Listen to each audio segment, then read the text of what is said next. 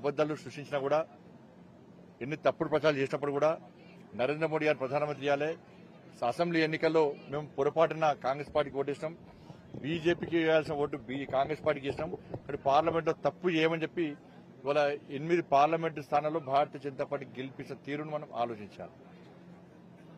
కాబట్టి బీఆర్ఎస్లు బీజేపీ ఒకటని చెప్పి కాంగ్రెస్ పార్టీ తప్పు ప్రచారం చేసింది, కాంగ్రెస్ బీజేపీ ఒకటని బీఆర్ఎస్ పార్టీ ప్రచారం చేసింది. కానీ భారతీయ జనతా పార్టీని నమ్మి, మోడీ గారి నాయకత్వం నమ్మి తెలంగాణ రాష్ట్రంలో భారతీయ జనతా పార్టీ కార్యకర్తలు కష్టపడ్డ తీరు చూసి, మేము చేసిన ఫైట్ను చూసి, మేము చేసిన పోరాటం చూసి ఇలా భారతీయ జనతా పార్టీ 8 పార్లమెంట్ స్థానాలు గెలిపించారు. మాకున్న ఏకైక పని ఈ తెలంగాణ రాష్ట్రాన్ని అభివృద్ధి చేయడమే. కాంగ్రెస్ పార్టీ ఏ విధంగా మోసం చేసిందో, మోసపూరితమైన వాగ్దానాలు చేసి ఇప్పటికే మోసం చేస్తుందో దాన్ని ప్రజలు గుర్తిస్తున్నారు. నిన్న చూసారు ఇవాళ చిక్కడిపల్లిలో యువకులందరూ, నిరుద్యోగ యువకులందరూ వచ్చి ఇవాళ ఉద్యమాలు చేస్తే ఇవాళ అనేక ప్రాంతాల్లో లాఠీచార్జ్ చేసే ప్రయత్నం చేస్తున్నారు. ఇలా గ్రూప్ 2ను వాయిదా వేయమంటున్నారు. తప్పైంది, వేస్తే తప్పైంది. వాళ్ళ పోస్టులు పెంచి ఇవ్వాలి మీరు. ఇలా ఎన్నికల ముందు ఒక హామీ ఇచ్చి, ఎన్నికల తర్వాత ఇంకో హామీ ఇచ్చి వాటిని విస్మరించే ప్రయత్నం చేస్తే యువత ఊరుకోరు. ఇలా ఈ సమస్యను సామరస్యంగా పరిష్కరించాల్సిన అవసరం ఉంది. స్మూత్ గా డీల్ చేయాల్సిన అవసరం అనేది. రెచ్చగొట్టే ప్రయత్నం చేస్తే అది అధికార పార్టీకే ఇబ్బంది అనే విషయాన్ని ఆ పార్టీ నాయకులు గుర్తుంచుకోవాలి. కాబట్టి విలీనం పేరుతోని టీఆర్ఎస్, బీఆర్ఎస్, కాంగ్రెస్ పార్టీ ఒక డ్రామాలు ఆడుతున్నది.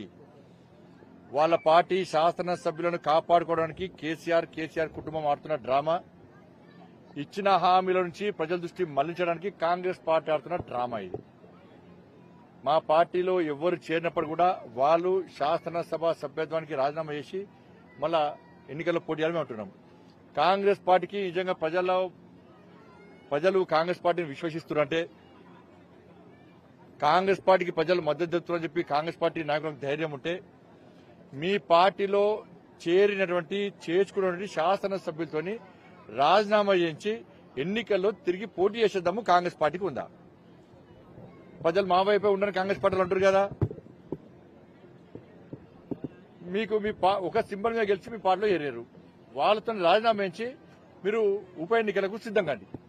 ఎవరు ప్రజల పక్షాలు ఉన్నారు, ఎవరు ఏ పార్టీ పక్షాలు ఉన్నారు ప్రజలకు తీర్పునిస్తారు.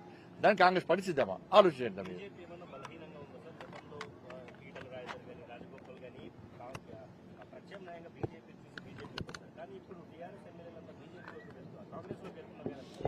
ఇప్పుడు మా పార్టీలో చేరితే కంపల్సరీ మన ఎలక్షన్ పోటీ చేయాలి. వాళ్ళకేంది అక్రమంగా ఆస్తులు సంపాదించుకున్నారు, ఆస్తులు కాపాడుకోవాలి. వాళ్ళకి ఇప్పుడు చేరు చాలా మంది కూడా అధికారంలో ఏ పార్టీ ఉంటే ఆ పార్టీ ఓటేవాళ్ళు.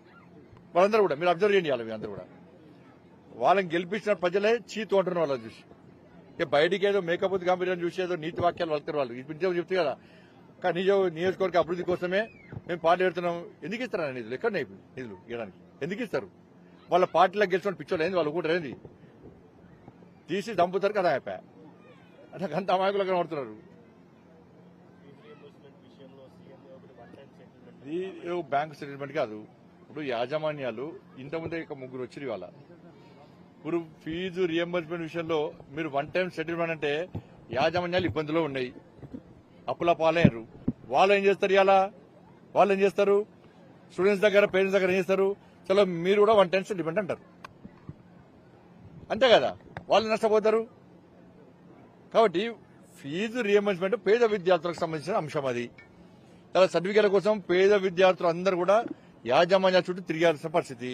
యాజమాన్యాలు కూడా ఇబ్బందులు ఉన్నారు. వాళ్ళు కూడా జీతాలు ఇవ్వలేని పరిస్థితులు ఉన్నారు, కిరాలు కట్టలేని పరిస్థితులు ఉన్నారు. వాళ్ళు కూడా బిచ్చబతికైపోయింది. కానీ ఇటువంటి విషయంలో మీరు దీన్ని ఒక సీరియస్ గా తీసుకుని ఇలా ఫీజు రియంబర్స్మెంట్ సంబంధించిన నిధులను వెంటనే విడుదల చేయాల్సిన అవసరం ఉంది. అది విడుదల చేయకుంటే చాలా పేద విద్యార్థులు ఇబ్బంది పడే ప్రమాదం ఉంది. కాబట్టి మీరు 1 టైం సెటిల్మెంట్ అంటే యాజమాన్యాలు కూడా స్టూడెంట్స్ దగ్గర 1 టైం సెటిల్మెంట్ అంటారు. దీనివల్ల ఇబ్బంది పడే పరిస్థితి ఉన్నది. సాడా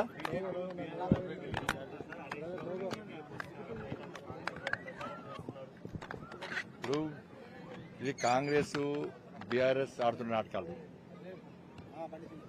కేసీఆర్ గారు ఆయన పార్టీ ఎమ్మెల్యేలను కాపాడుకోలేని పరిస్థితిలో వాళ్ళ ఢిల్లీ పోయి లీకులు ఇచ్చుకోవడం, పని చేస్తున్నారు. కాంగ్రెస్ పార్టీ